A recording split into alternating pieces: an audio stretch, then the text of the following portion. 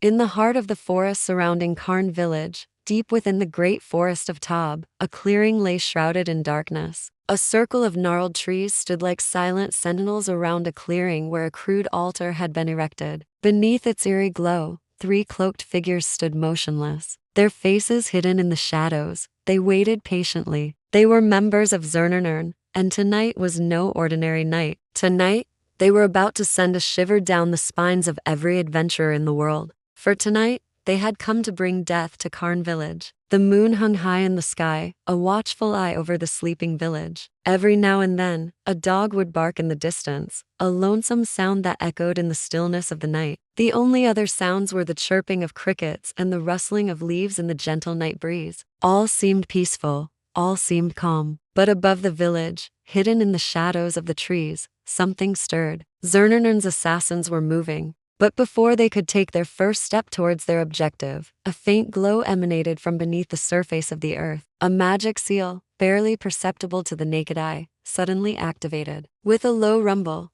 the ground beneath the assassin's feet erupted. Thorny vines shot upwards, wrapped around the intruders, binding them in place. Vines of black flame. The assassins struggled, their bodies engulfed by the sudden flames. Yet they were unable to free themselves. As if on cue, a volley of small stones rained down on the trapped cultists, followed by a chorus of yells. From the rooftops, figures descended like phantoms in the night, landing silently beside the immobilized cultists. Each figure was equipped with a weapon, their eyes gleaming with determination. Goblins. Not just any goblins, mind you, but goblins that had once feared these creatures now stood ready to defend their home. At the sight of their attackers, one of the cultists panicked. "Run!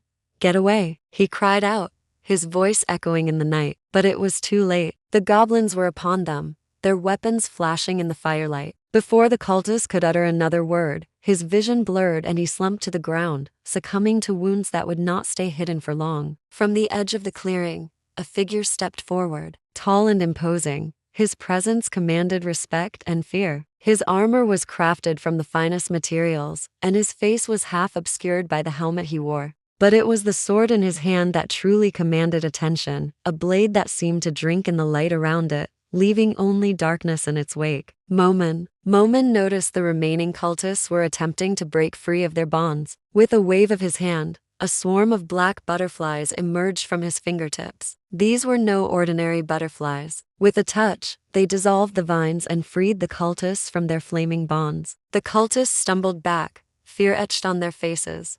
"Who are you?" one of them stammered, his voice shaking with fear. Momin remained silent for a moment, his gaze unwavering. "You dared touch my land," he finally spoke, his voice a low growl that reverberated in the clearing. Before the cultists could respond, Momin made his move. In a flash, he charged forward, his sword leaving a trail of darkness in its wake. The cultists tried to defend themselves, swinging their weapons wildly, but they were met with only air. Momin was too quick. He moved with the grace of a phantom, striking with the force of a tempest. The cultists stumbled, their defenses crumbling under the onslaught. Momin pressed his attack, his sword a blur of motion. One cultist fell, then another. They tried to flee, but it was in vain. Momin was everywhere and nowhere, his sword finding its mark with deadly precision. The clearing echoed with the clash of steel and the gasps of the dying. The cultists were overwhelmed, their strength no match for Momin's prowess. Yet he didn't stop. He wouldn't stop until every last one of them was down. Suddenly, a skeletal warrior materialized beside Momin, its bones clattering as it raised its sword. "Who summoned me?" it rasped,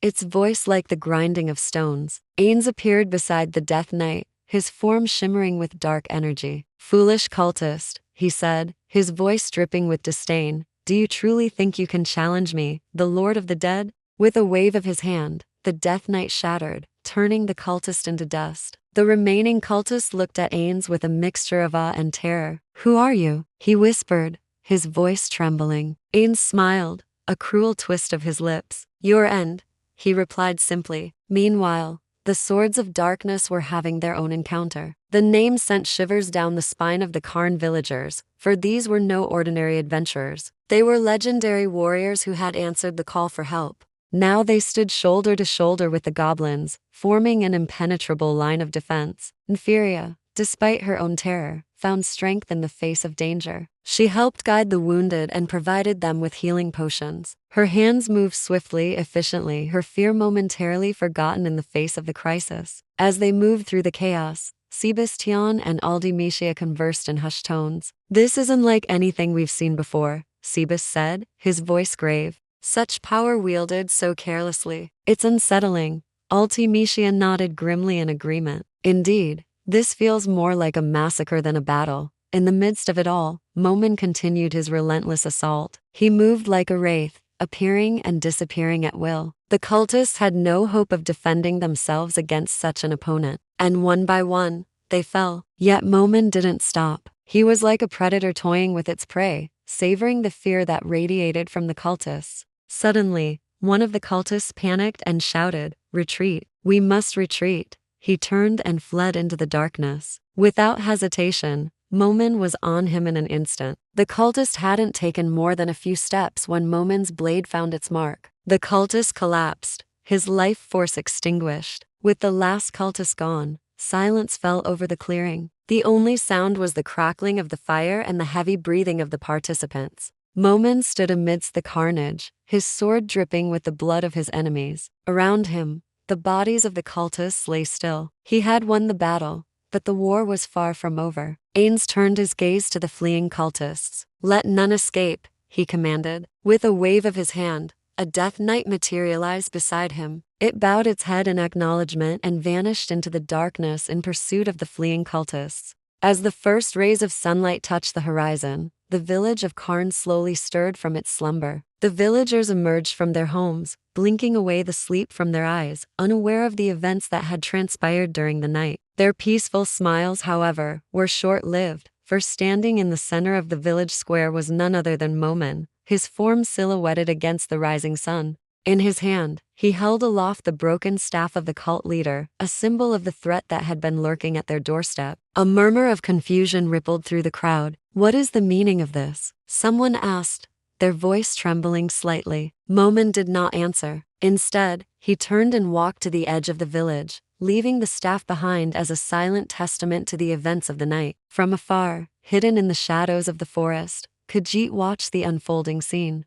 A cruel smile spread across his face. "So the monster finally reveals himself," he whispered, his voice echoing in the stillness of the forest. "Good, let's raise the stakes."